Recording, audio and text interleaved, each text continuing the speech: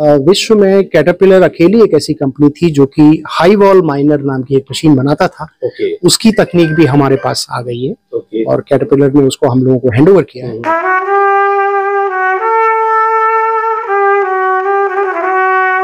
नमस्कार 24/7 ताजा समाचारे समस्त दर्शकके एवं पाठकদের জানাই অনেক অনেক শুভেচ্ছা ভালোবাসা। খুব ভালো থাকুন। Stay tuned. All the best. 24/7 ताजा समाचार के पाठकों के लिए मेरी तरफ से हार्दिक शुभकामनाएं। 24/7 ताजा समाचारेर समस्त दर्शकদের জানাবো অনেক অনেক শুভেচ্ছা। 24/7 ताजा समाचार समस्त दर्शकকে জানাচ্ছি আন্তরিক শুভেচ্ছা। Hi, this is Madhur Bhandarkar and आप देख रहे हो 24/7 ताजा समाचार। Best wishes.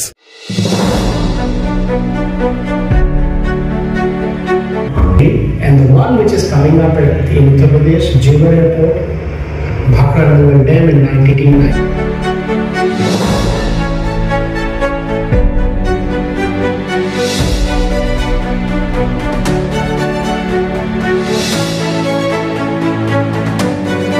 भूमिगत खनन उत्पादों के निर्माण की अगर बात आती है तो सबसे पहला नाम आता है गेनवेल का।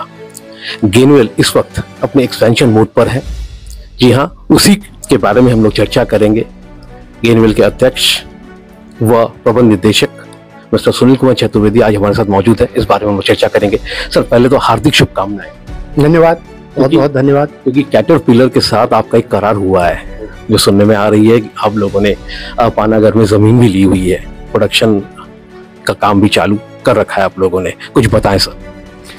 देखिए, हम लोग जो ये अंडरग्राउंड माइनिंग की जो इक्विपमेंट मैन्युफैक्चरिंग है, इक्विपमेंट का निर्माण है, इसको हम लोगों ने भारतवर्ष में शुरू किया है। पानागढ़ में प्लांट लिया है।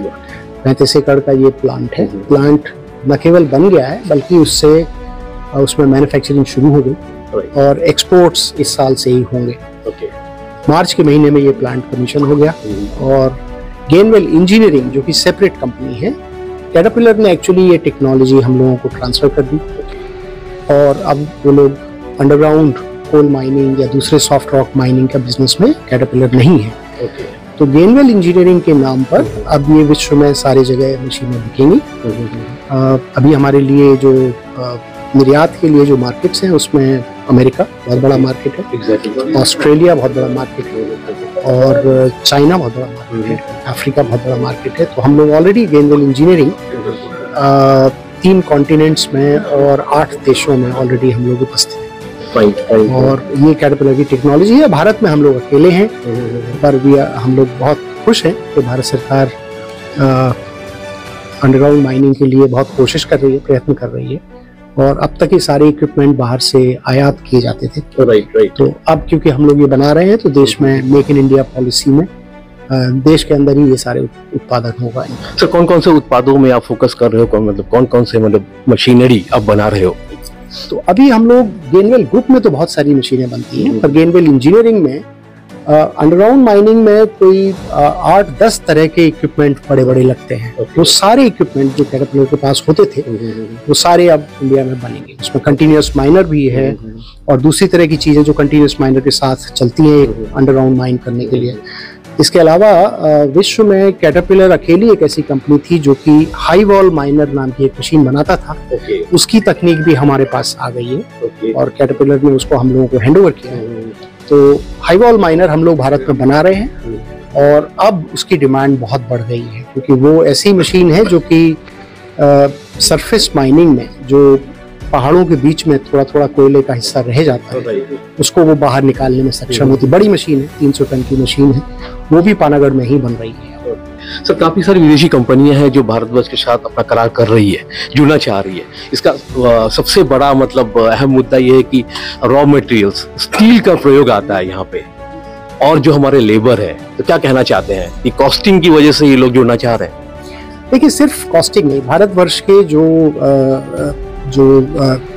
क्या बोलते हैं बेनिफिट्स, आज जो सारी दुनिया में भारत की तरफ लोग देख रहे हैं, विदेशी कंपनियां जो इस तरफ देख रहे हैं, वो सिर्फ कॉस्टिंग की वजह से नहीं है। इस तरह का जो भारतीयों का जो टैलेंट, स्किल सेट, ये दुनिया में बड़ी कम कंट्रीज में अब अवेलेबल है। इतनी सारी मात्रा में इतने ट्रेंड इंजीनियर्स और दूसरी तरह के प्रोफेशन के लोग यहाँ मिल जाना, यंग लोग।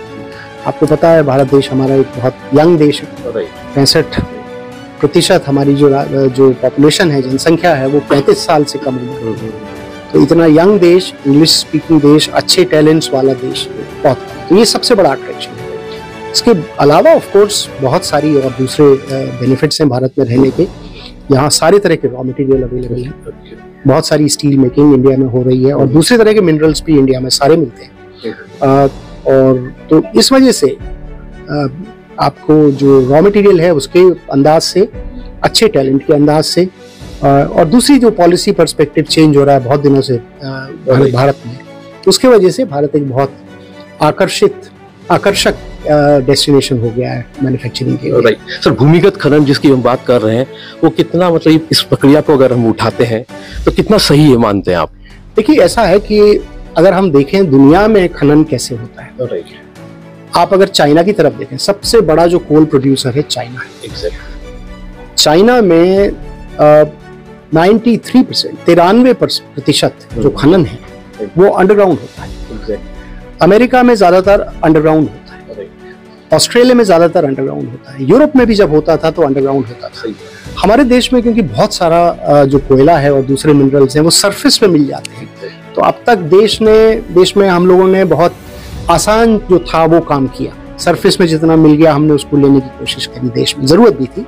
लेकिन अब जैसा कि भारत सरकार की पॉलिसीज में भी क्लियर है कि हमारा जो ये 6-7% अभी भारत में है सिर्फ खनन, जो अंडरग्राउंड खनन है, इसको भारत सरकार ने तय किया है कि 15% पे लेके जाएंगे 2030 तक।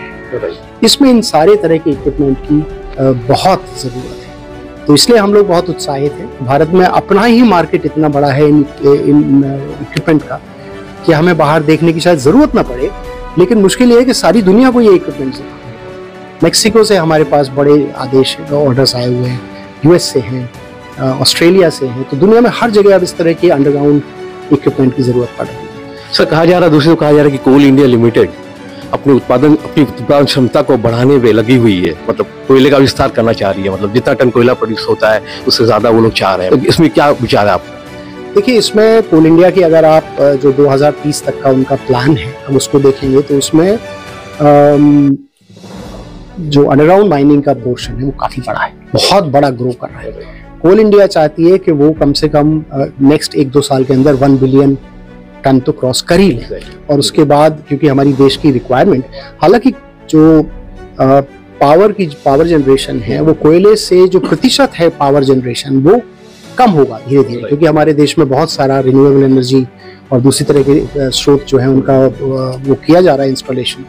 लेकिन फिर भी प्रतिशत कम होते हुए भी कोयले का उत्पादन 2030 तक 1.5 से 2 गुना बढ़ना पड़ेगा।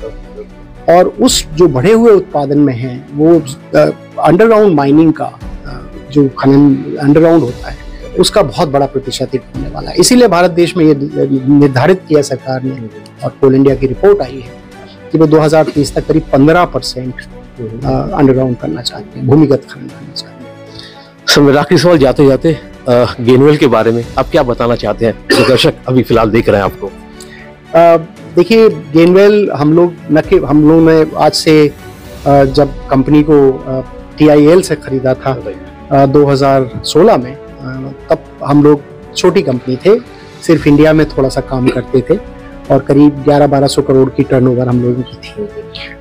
वो बढ़ के अब हम लोग करीब इस बार ग्रुप की टर्नओवर, क्योंकि इसके अराउंड हम लोगों ने और भी बहुत सा काम शुरू किया, नेचुरल गैस कंप्रेशन पैकेज हम लोग बनाते हैं, तो 3600 करोड़ की टर्नओवर हो गई। और हम लोगों का ये मानना है कि अगर इसी गति से हम लोग आगे बढ़ते रहे और इस समय भारत की जो क्या बोलते हैं मैन्युफैक्चरिंग में जो इम्पोर्टेंस बढ़ती जा रही है, हम लोग 2028 तक 8,300 से 8,500 करोड़ रुपए होंगे, $1 बिलियन के उसमें रेंज में होंगे।